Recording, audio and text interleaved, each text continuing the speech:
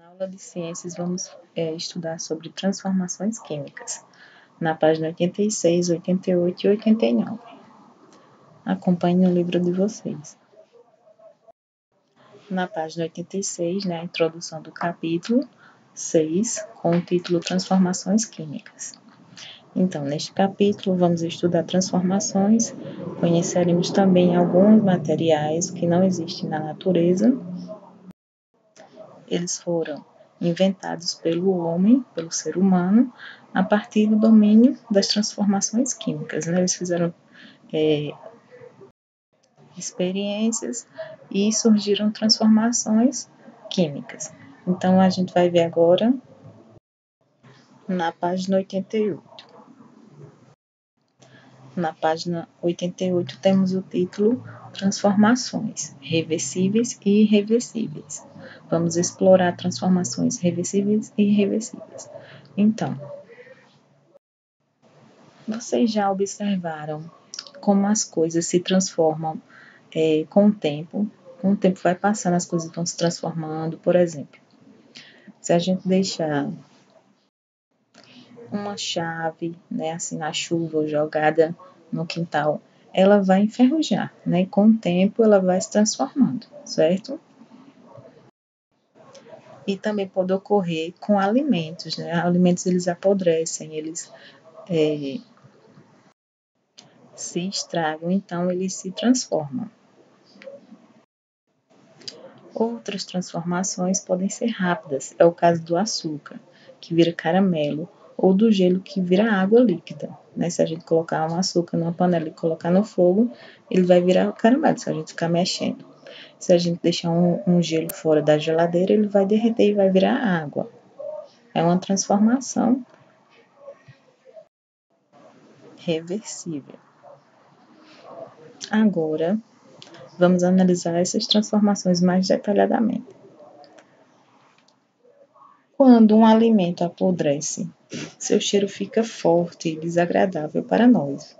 Sua consistência fica diferente, Fica um pouco mole, tem alimento que fica um pouco mole, outros alimentos ficam bem duros, Dependendo do tipo de alimento.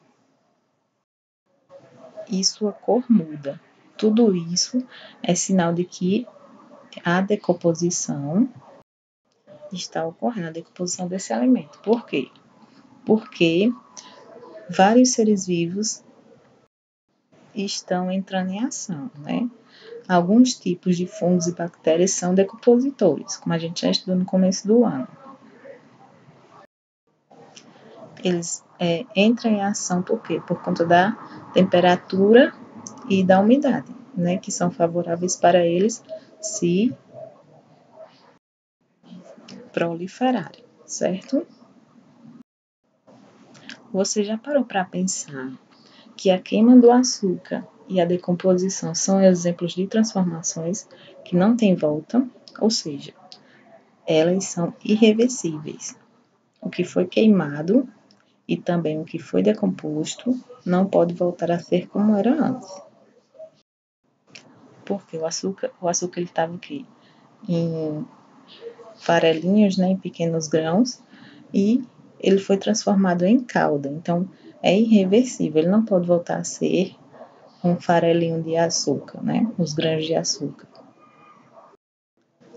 Já o derretimento do gelo é uma transformação reversível, Se a gente deixar o gelo fora da geladeira, a gente consegue congelar o gelo novamente, Aquela água. Aí aqui no texto tem uma pergunta para você, O mundo, ele à nossa volta está cheio de transformações, Preste atenção ao que acontece à sua volta. Identifique transformações que ocorrem e reflita. Quais delas são reversíveis e quais são irreversíveis? O que acontece na sua volta tem alguma relação com transformação reversível e irreversível? Aí vocês podem responder aqui.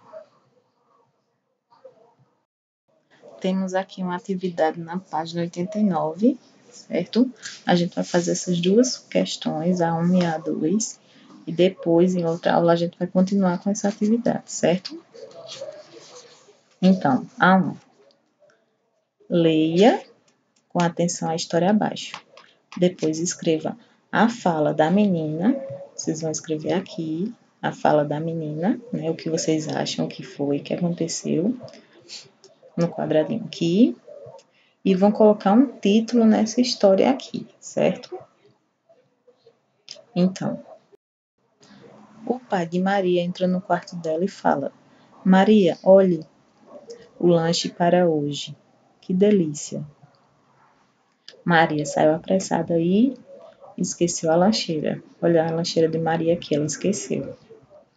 Na escola, ela fala: Você me dá um pouco do seu lanche?